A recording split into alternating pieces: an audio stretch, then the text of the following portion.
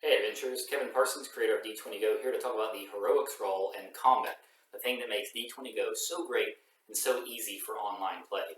So with this system, you only have 4 scores that you ever have to keep up with during the game. You've got to keep up with your injury check, and you've got to keep up with your 3 heroic scores. Now injury check is just a system that replaces hit points. You don't have to track how many hit points you have. You have an injury check score that you roll every time you get injured to see if you can shake off that injury. And if you don't shake it off, you just mark on the sheet that you're injured. If it's a specific injury, you just mark, right hand injured. And that's all you have to do. You don't have to know how many hit points you have left. All right, the heroic scores are your combat abilities. And this is the crux of the game, really. You have 3 heroics: slaughter, melee, and skirmish. And heroics, they aren't about what weapon you use. They're about the tactics you use going into battle. Slaughter is when you're being all reckless, attacking full offense. You don't care if you get injured.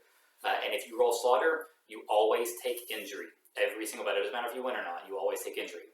Melee is when you're being tactical or trying to, kind of defensive or trying to control the battlefield. You're balancing offense and defense with melee. With melee, the only time you don't get injured is if it's an epic success. If it's just a regular success or a failure, then you get injury. And then the third one, skirmish. Skirmish means that you are absolutely trying to not get hit. Doesn't matter what's going on in the battle, you try to either stay out of range or try to be using hit and run tactics to never actually take damage. You're more interested in evasion than actually dishing out damage. Skirmish rollers only take damage if the battle is a failure.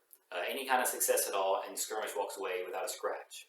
All right, so let's look at this an example. Let's see what combat looks like and see how fast it can be. We don't have to worry about turn-based combat with D20 Go. There's one round of rolls, and then the whole combat's over with. So let's take a really generic combat. We've got some low-level adventurers. We'll have a human, and an elf, and a goblin.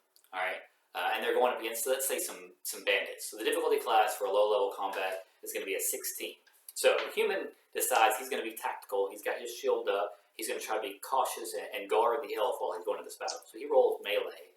He's got a +2, so he's going to roll +2. It's 3d20, and he adds that +2 to each die roll. So he's got a 2. 2 + 2 is a 4, a 4 which becomes a 6, and an 18 which becomes a 20. So he's got 1 success, all right? The elf is going to roll skirmish. We'll have a generic elf, stereotypical. He stands at a distance, shoots with his bow and arrow, tries to stay away from everybody. Now, he could roll slaughter with a bow and arrow. If he was charging in, shooting point blank, if he didn't care if the enemies were swarming him and he was standing his ground, he might roll slaughter with a bow and arrow. It's about tactics, not about the weapon you use. But he doesn't want to get hurt. So he rolls his +2 to skirmish. He gets a 2, no good. A natural 20, that counts as 2 successes. And a 12. 12's not good enough even with his +2, that's only 14. So now we're up to 3 successes. Alright? And then the goblin rolls. The goblin, he's a slaughter goblin. So he rolls, he charges with his 2 axes or whatever. He's got +4 to slaughter. He rolls. A 9, no good. An 11 and an 11. 11 plus 4 is only a 15. So no successes for the goblin, but we have 3 total for the party. As long as your number of successes is at least half the number of party members, we had 3 people, so we only need 1.5, which is 2 successes, then we're successful. All right, we've got a successful battle.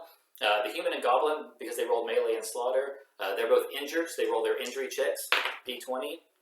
Human makes his, so he doesn't have to write anything down. He's not injured. He just walks away from battle, and he's like, oh, I thought I was hurt, but I brushed it off. I walked it off. I'm good. The goblin, he rolls his injury check.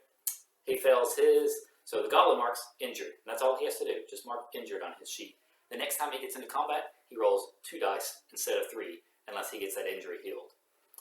Because the elf rolled a natural 20, he gets to be dramatic. And this part of now that the players know what happened, the players just describe how the battle went. They just narrate. And the elf gets to be a little dramatic with his because he rolled that natural 20.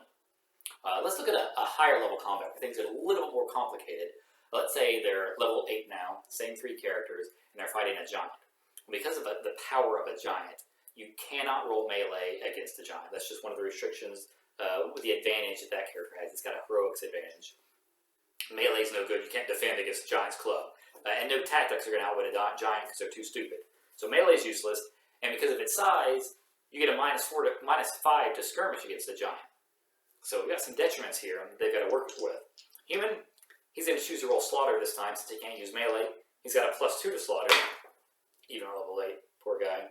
He rolls a 15, no good, a 7, no good, and a 19. A 19 plus 2 is a 21. And the DC for a giant is a 20, so there's one success from the human again. All right, the elf, he has a plus 9 to skirmish, but because of the penalty from fighting a giant, he only gets a plus 4. So he rolls. He's at a 19, there's a success. A 5, no good, and 11, no good.